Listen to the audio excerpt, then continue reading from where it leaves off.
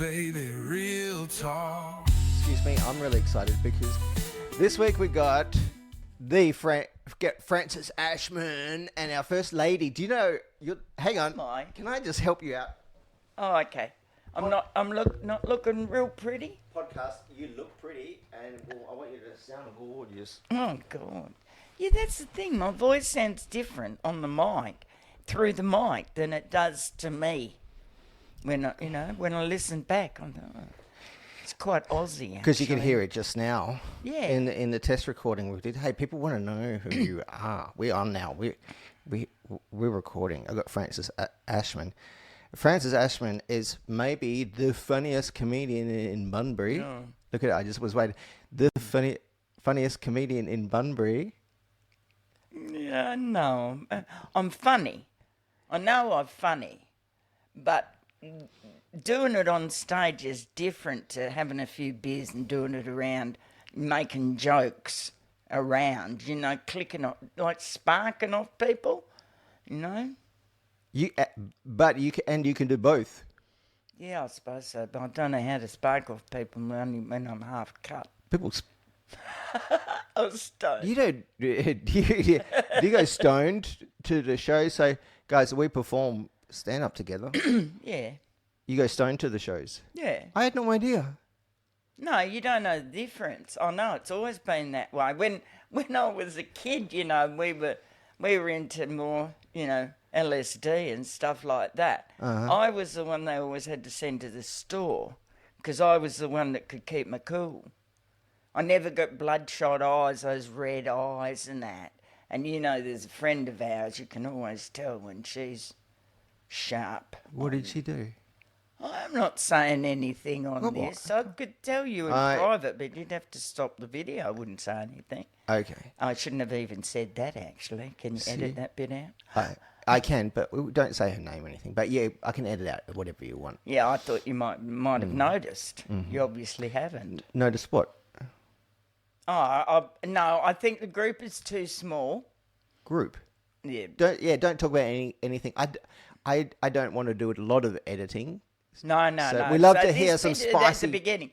My life, when I was thinking about it, I thought, when you were saying, and I went, what is it? and I think it can be summed up.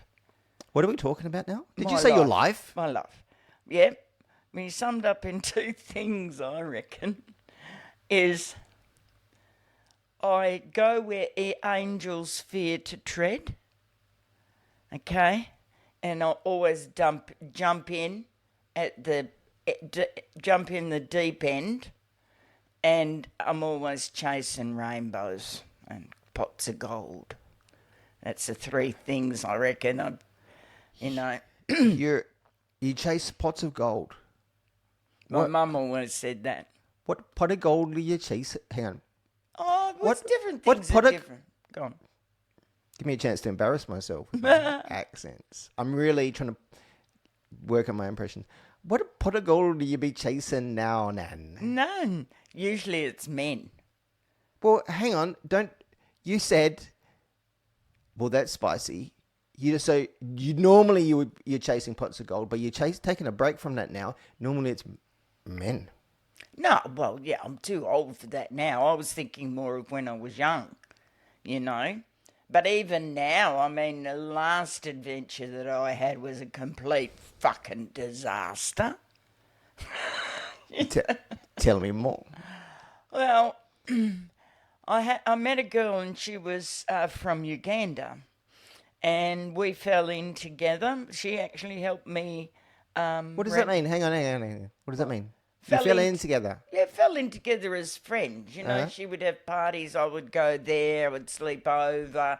I'd look after her boy. She had a young boy, and we became, I thought, good friends. And then she had some land in Uganda, right? And I had actually finished. What? Just.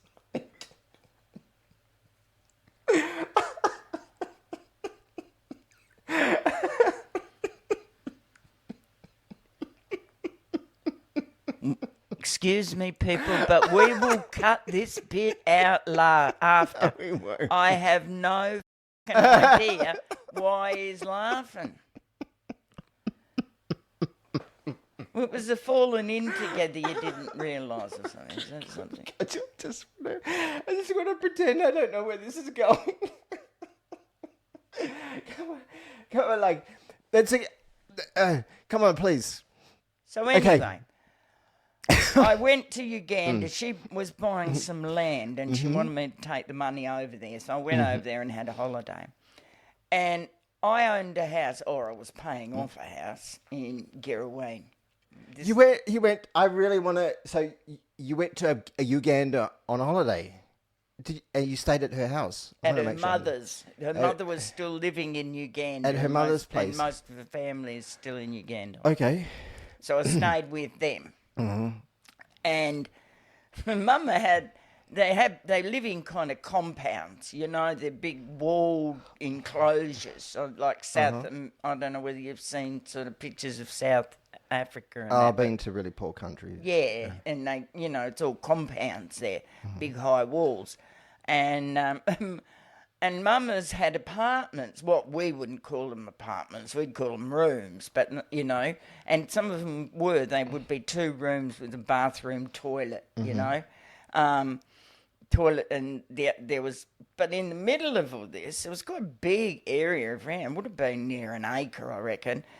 She's got 5 cows living in a So she did have land? Yeah, she had some land. Okay, because if it wasn't obvious, I thought that you were talking about some scam.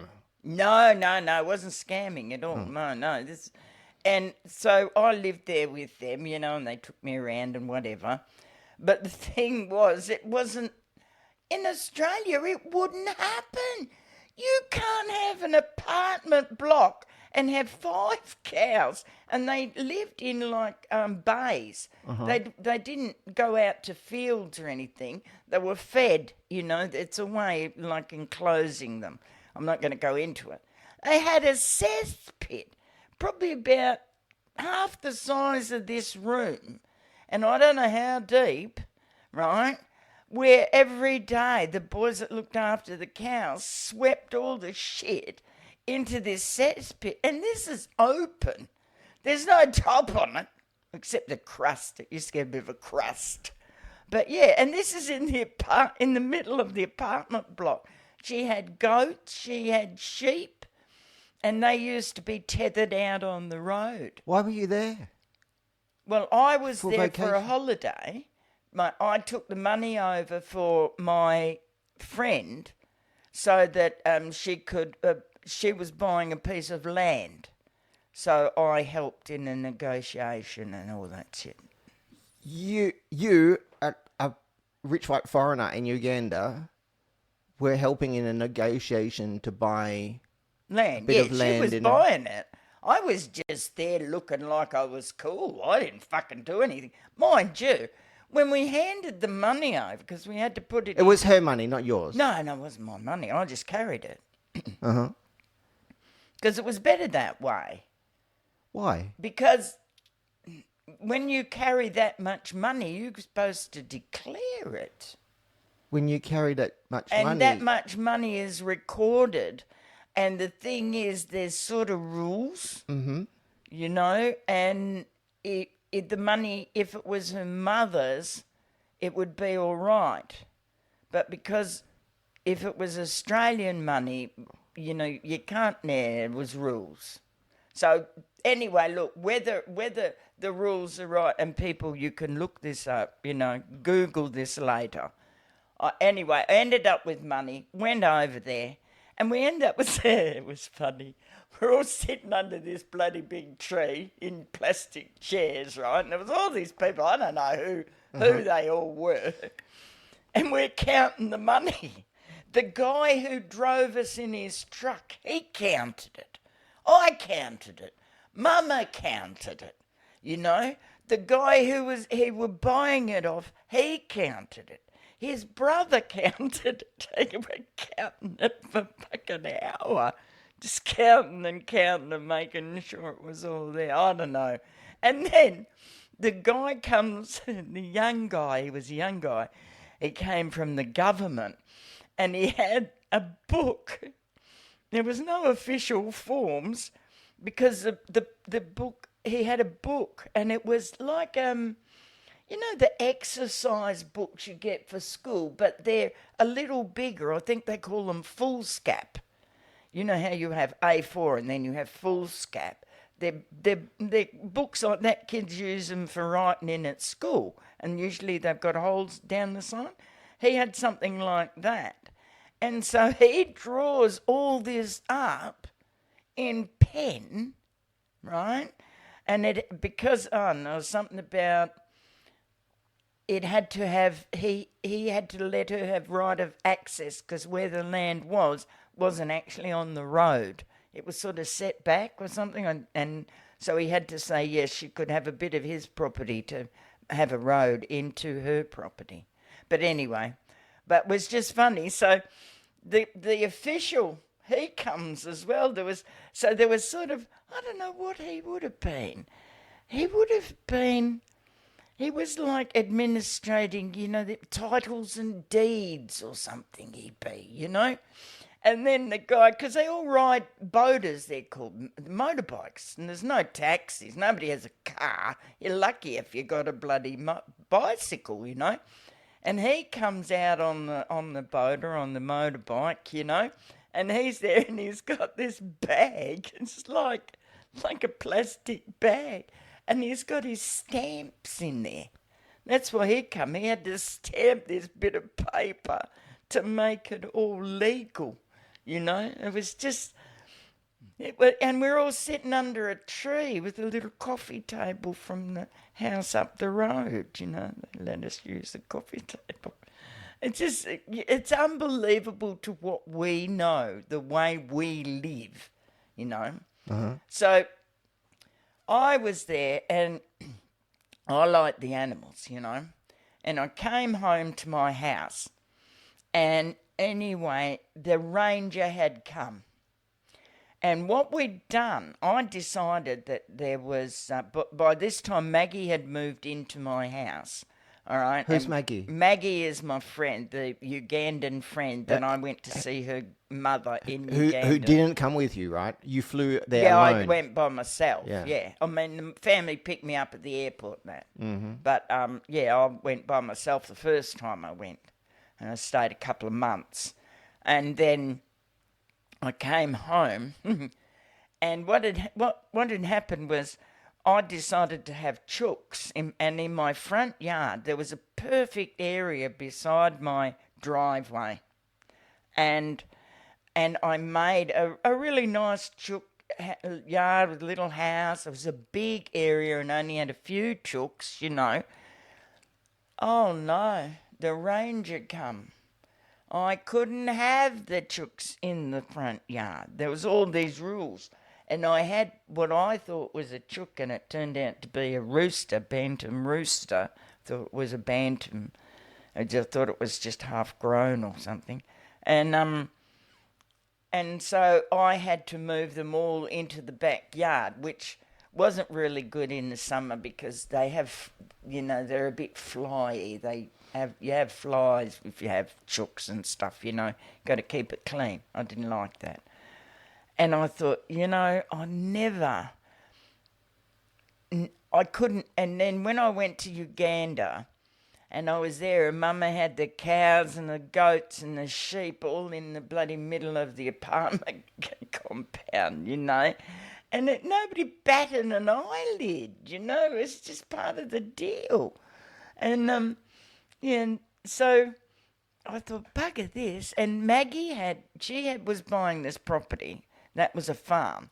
But she also had a block of land, which I would say would be probably half an acre, something between a quarter acre. It was a bit bigger than a quarter acre. And she said that it would only cost about $50,000 to build a house on it. And so we made a deal, right, that I would go to Uganda because I had decided I would sell my house. So I had that money.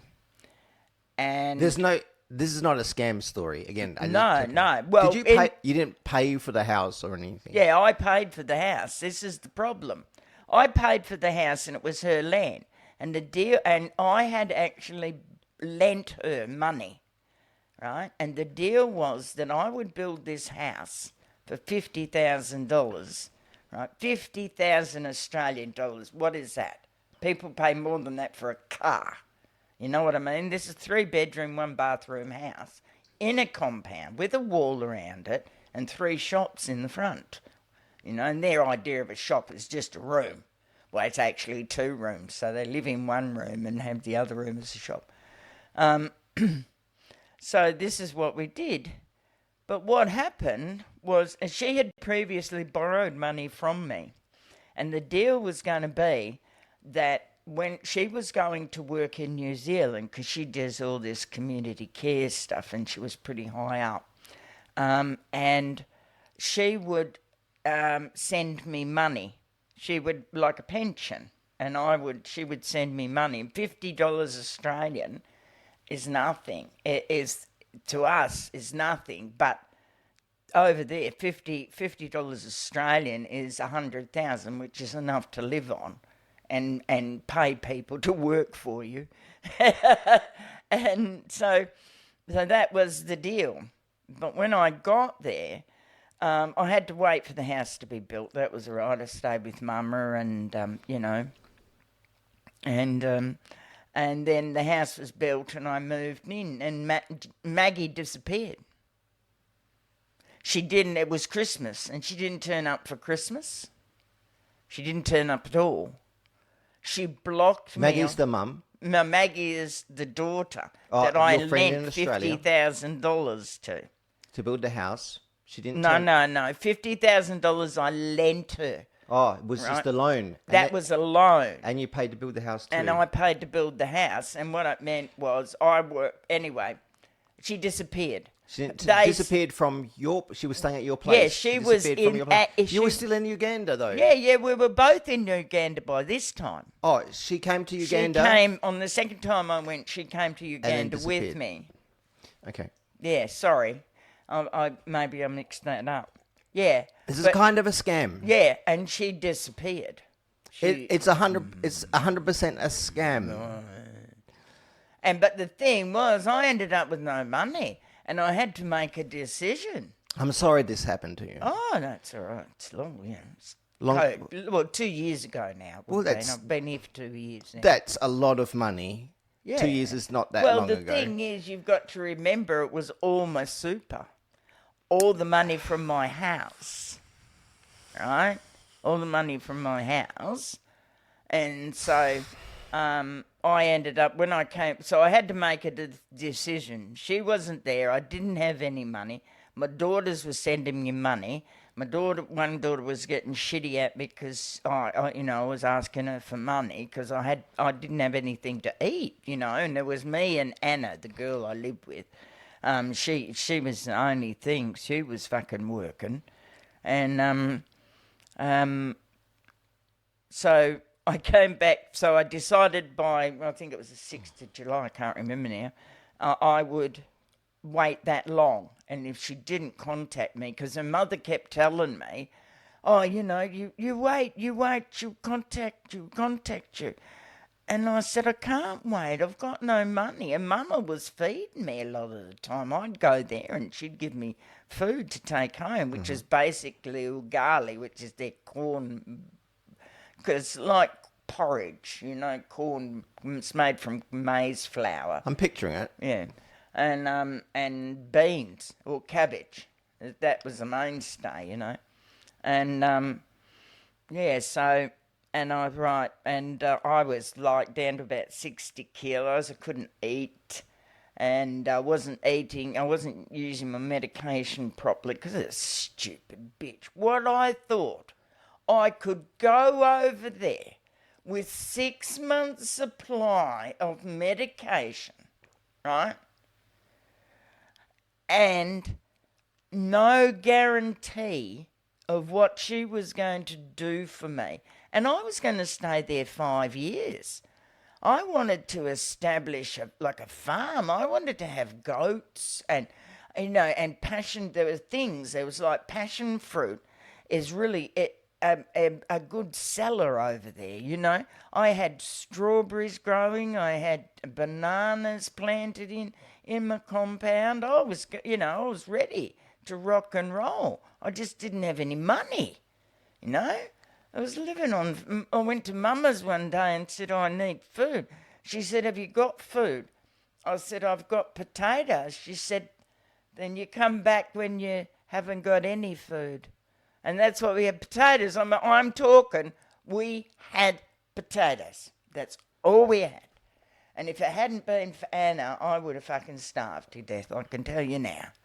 Yeah, Anna was another story, though, Did she send you money? Western Union? No. Money. Anna was the girl. What had happened? Anna was at Mama's house, and there was always kids and people coming. And she was helping Mama out, and I thought, but it worked out that Mama had brought up two boys, Isaac and Fred, and Isaac and Anna were lovers, and she got pregnant. And when the child was born, it was actually choked by the umbilical cord. And anyway, and this was like maybe it wasn't very long. It was like a month or something like that, that this had happened. And when I moved into my house, she moved with me. That was the reason they had already arranged this, that she should come with me. Because I had no fucking idea. I had a gas ring, right? But gas is really expensive comparatively, and everybody uses the charcoal stoves, these little round charcoal stoves. I couldn't get the bloody thing to start. It was all right when you had paraffin, I think they use. Put paraffin in, What's paraffin? Paraffin oil. It's sort of some derivative of petrol or something. It'd be a bit like kerosene. We'd probably use kerosene, but they have this paraffin oil. They use it for lamps as well, I think, And if you had that was all right, but, if you didn't have any money, you didn't buy it. Uh-huh. But they had this really good way. They pile up the charcoal in this little stove. They're sort of about that round, and they had very thick side on them and little sort of metal pieces where the pots would step. And they're probably about that high. They're on the floor, And so you pile in the charcoal, and then they'd get a plastic bag, because everything you got, they put in a bloody plastic bag. If you went to 10 shops, you'd end up with 10 plastic bags, So you always had plastic bags, and you'd find them on the road. And they'd knot it up and sort of scrunch it up and then light it, right? And as it you can make it burn the plastic bag, and it would drip onto the charcoal. And of course it would burn there, and it would start the charcoal burning. But there was kind of an art to it.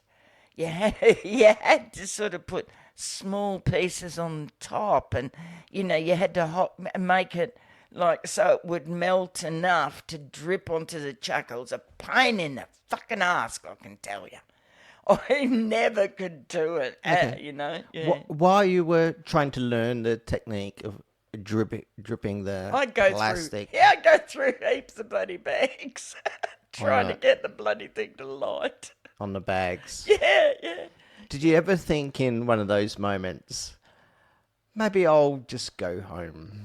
No. See, that stuff never. Good on you for sticking out through that moment. I'm not going to accuse you of being crazy. I've done similar. I'd washed. Like people get all upset, but for the whole time I was there, I washed in a bowl. I didn't have a shower. There was no shower, right? And you were lucky if the electric was going, you could boil the kettle, and you could actually have a hot shower, a warm bath. But it was like what they call a sponge bath or something, you know. But my mum used to say, you wash down as far as possible, you wash up as far as possible, and then you wash possible. Whose mum said that? My mum. How did she know you were going to be sponge bathing yourself with paraffin in Uganda? When she was in America, they lived by the shore. Where the fucking shore was, I don't know. They tell this story, and she says that was how they had to wash. This was in like just after the Second World War. Why do they wash that? One more time. Top down. Yeah. Top down. From wash down as far as possible, wash up as far as possible, and then wash possible. Well, I can wash a long way down. I can wash all the way down from No, my head up. to my...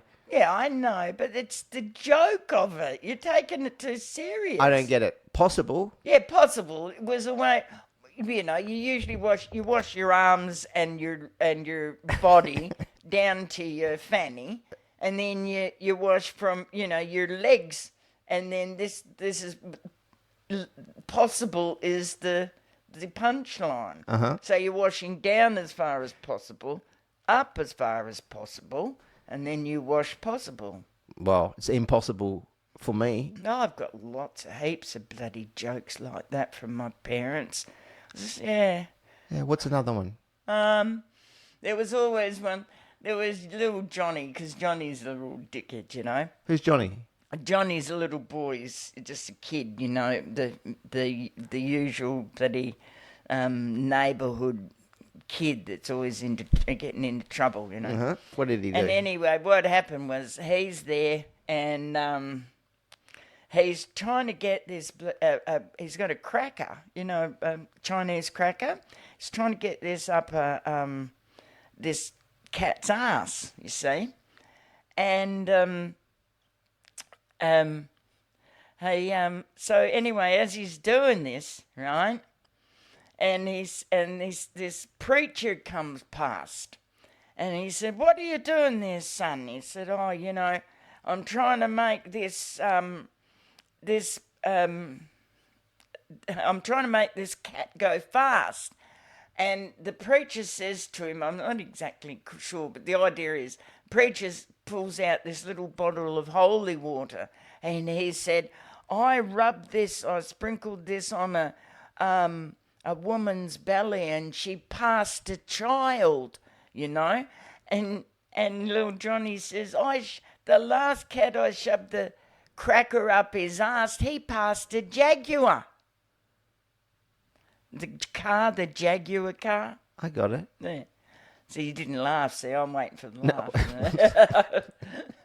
I'm waiting for the laugh. Yeah. And there was the other one. There's three little boys on the side of sitting on the bottom, and they're looking at these three cars. And there was like a Jaguar, a Mercedes, and I don't know what's another fancy car. Doesn't really. Ferrari. And anyway, and the three little boys there, and one little kid says, you know, when I grow up, I'm going to be a lawyer, and I'll be able to buy one of those cars. And the next kid goes, yeah, well, I reckon I'll be a doctor or a dentist. I'll get one of those cars, be able to buy one of those cars. And little Johnny, of course, he said, I'm going to have hair all over my body. And they said, what are you talking about? Hair all over your body. He said, well, my sister's only got that much, and she owns all three of those cars. Because she's a slut. Because she's a prostitute. Oh, my father used to tell me, because he used to go up to Perth with a milk tanker 100 years ago, and it was in Rose Street, you know, in North Perth. And where Peter's factory is there, I don't know whether it's still there, and take the milk up. And he said that there were prostitutes then, you know, in bordellos, I think they were, you know, they're not street prostitutes. And he said the one girl, he always commented that this one girl, she used to get out and she had a big MG, you know. So it was a lucrative thing to do, become a prostitute. So while you were melting that plastic bag in Uganda on the fire, No problem. Love a good prostitute story. Did you meet any prostitutes? No, don't tell us about Ugandan prostitutes. I think there were, but I didn't really know. You know, Of course there are. yeah, oh yeah. I thought they were working girls. I would see girls around, up further. God, I can't remember the name of the town now. It was where Uganda and Kenya met, and it was a border crossing. This town, Toronto, I think, and it was a border crossing, and you ought to see. I couldn't believe the amount of trucks coming and going. It was just incredible. They're all parked, and they've got to get through customs, and they're like parked along the side of the road for a good mile, right? And they're people, the guys are in the trucks waiting for their turn, I suppose. And the people are coming with baskets of stuff to sell them cool drinks and food and stuff like that. But girls were also walking down the line as well. And within, not very far from that road, there was a market with food and stalls and stuff. And there was kind of girls positioned, was kind of positioned in there, Man. Okay. Did you think about joining the queue? Too old. They all thought I had money. You would have got something. I would have been in the kinky section. Well, that's what when I went Special to Korea. interest.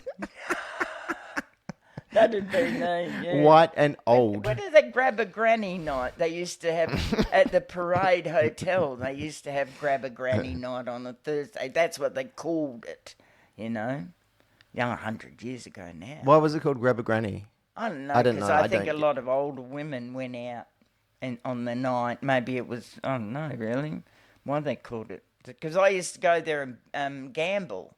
They had roulette wheels and that years ago in the parade. Don't think they do it now, do they? Did you do any gambling in Uganda? Nah.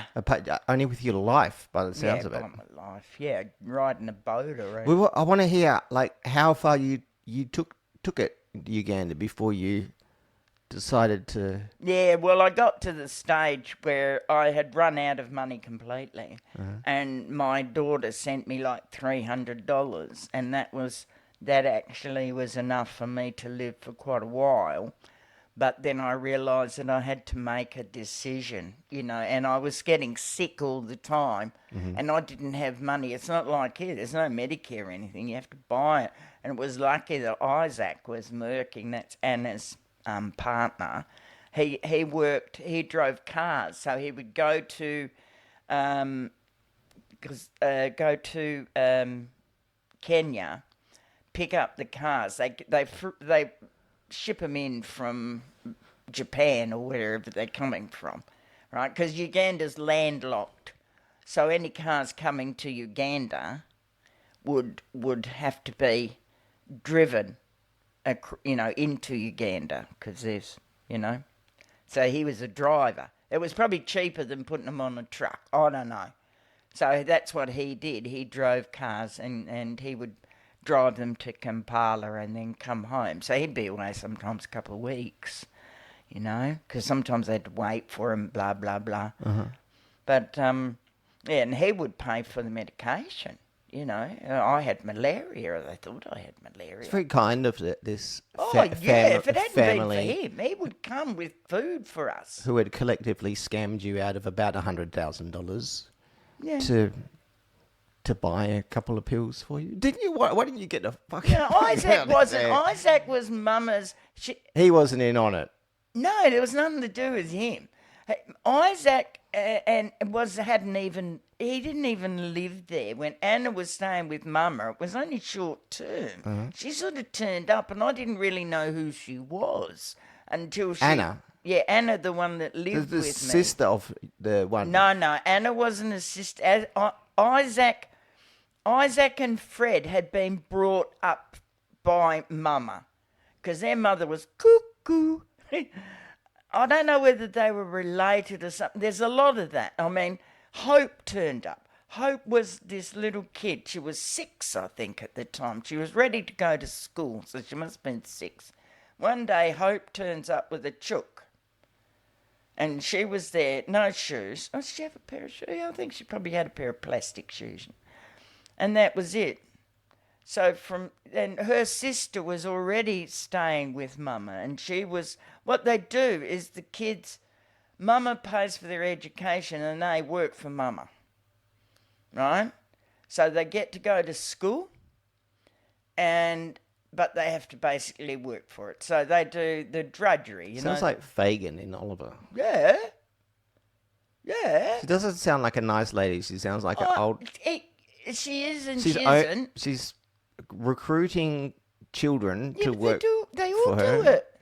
She scammed you to build a house for her, and then you made her poor. That was her daughter, not Mama. No, that was the daughter, Maggie.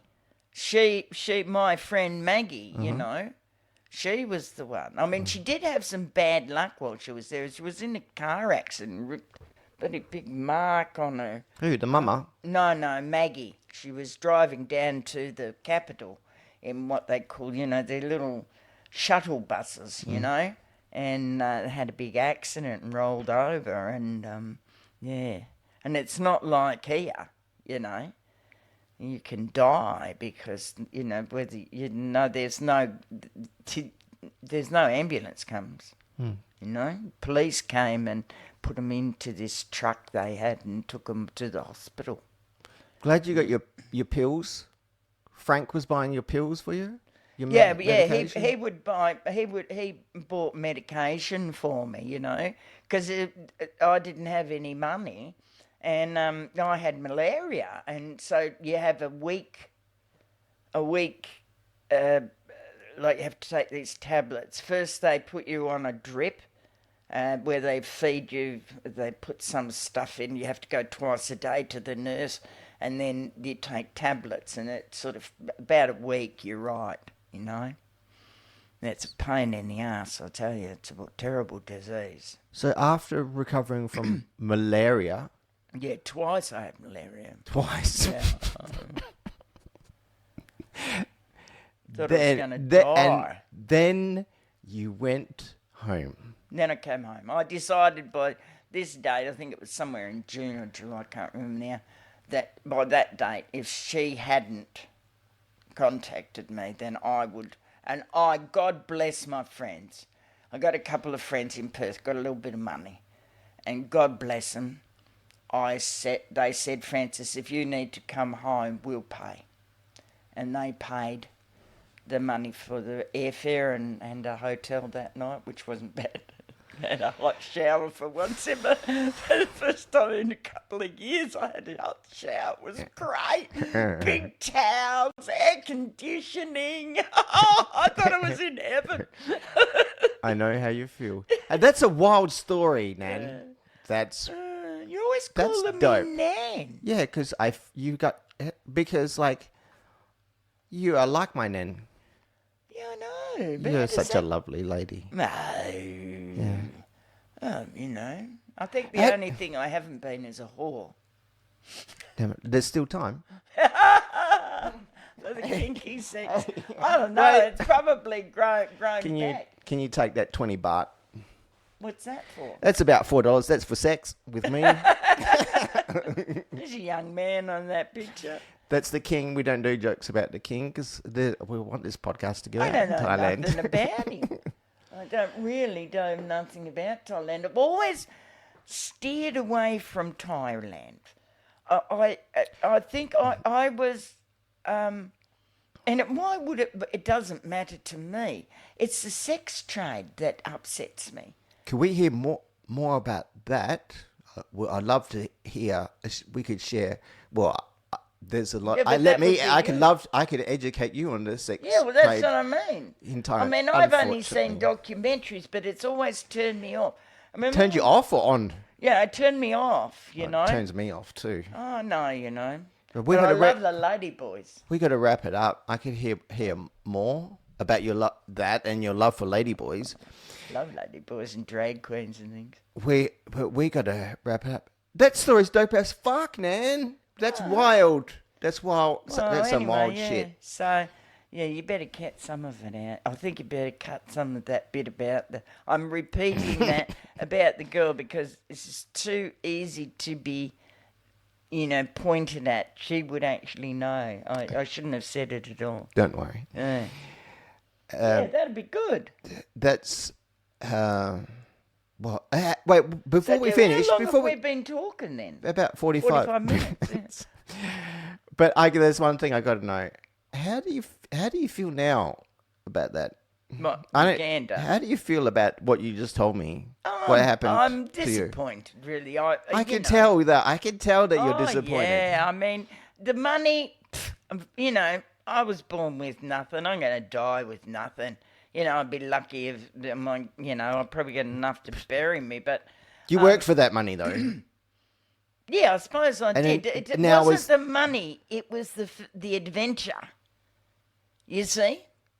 I wanted the farm. I'd gone through 2 husbands, and both of them have promised me a farm, and I got one, and then he fucking wanted to have another wife, so that fucked it up. Fucking men. They're Fucking disgusting. Men. Disgusting. I was bad. That's what my mum says. I'm always chasing rainbows.